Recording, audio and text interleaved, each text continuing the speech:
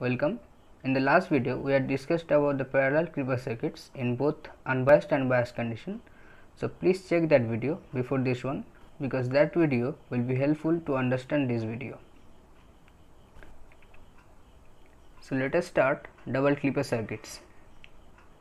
Double Creeper circuits are the circuits that consists of two diodes in opposite polarities. They are used when you desire to remove some portions of both positive and negative half cycles from the signal. So let us see some examples. Suppose the circuit is this. Here V in is Vm sin omega t and the graph is this. The polarity of the diodes, their voltages and the voltage sources are shown in the circuit. Now let us analyze the biasing condition for the diode 1. So put KVL law in this mesh. So V in minus Vd1 minus Vb1 is 0, that is Vd1 is V in minus Vb1. Now for the diode to be in forward bias, Vd1 should be greater than 0, that is V in minus Vb1 should be greater than 0. So V in is greater than Vb1 and this is the forward biasing condition for the first diode, and similarly V in less than Vb1 is the reverse biasing condition. Let us now see the biasing condition of the second diode. So put KVL law in this mesh. So V in plus Vd2 minus Vb2 is equals to 0.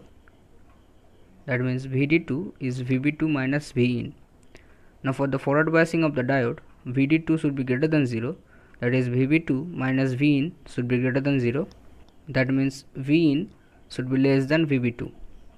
This is the forward biasing condition for the second diode, and similarly for V in greater than Vb2 we will have reverse bias for the diode. So the biasing conditions of the diodes are these.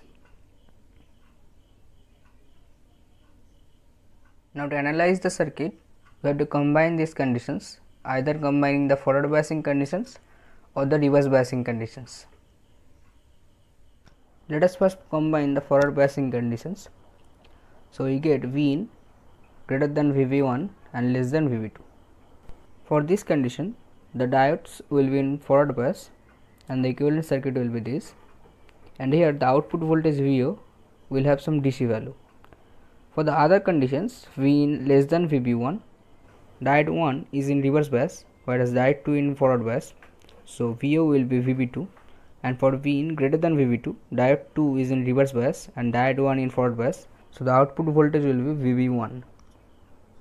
So you can see that VO will never follow V in, but for a clipper circuit we know that some portion of the signal is clipped whereas the rest of the portion follows V in. So these conditions doesn't hold the characteristics of a clipper circuit, and hence we need to combine the reverse biasing conditions, and thus the conditions that we get are these. For this condition, the diodes will be in reverse bias, and for these two conditions they will be in forward bias individually. Now let us see the equivalent circuits. For the first condition, when V in is greater than Vb1, diode 1 is in forward bias and diode 2 in reverse bias. So the equivalent circuit will look like this, and here the output voltage will follow the Vb1 voltage source. So Vb1 minus VO is 0, that is VO is equals to Vb1. Now for Vb1 greater than Vb2 and less than Vb1, both the diodes will be in reverse bias and the equivalent circuit will be this. Here output voltage will follow the input voltage. And for the third condition, when V in is less than Vb2, the diode 1 is in reverse bias and diode 2 in forward bias. So the equivalent circuit will be this. Here the output voltage VO will follow Vb2 voltage.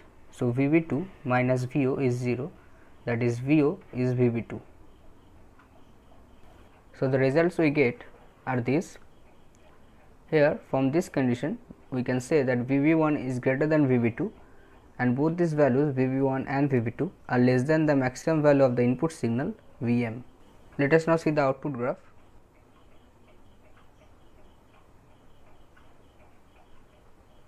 This is our input signal. Here this is the maximum value Vm. Suppose this is Vb1 and this is Vb2. Now for V in greater than Vb1, that is for this duration, the output graph is at Vb1 for V in less than VB2, that is for this duration, output voltage is VB2, and for V in less than VB1 but greater than VB2, output follows V in. So the output graph will be this. Here this level is VB2 and this one is VB1, and you can see that the signal above this DC level and below this DC level has been included by the circuit, so it's a double clipper circuit. Let us also see the transfer characteristics.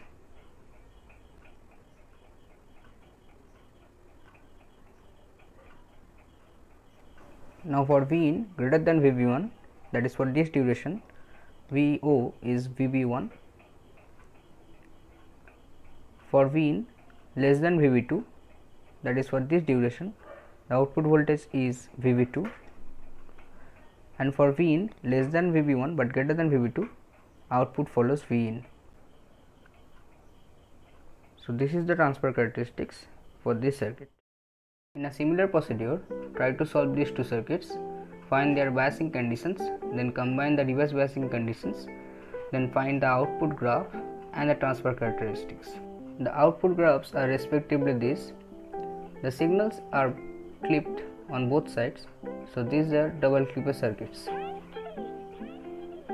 For any problem while solving the circuits or any doubt regarding the topic, then comment below and I will try to clear them. With this, we have completed the clipper circuits. From the next video, we will start a new topic. Thank you.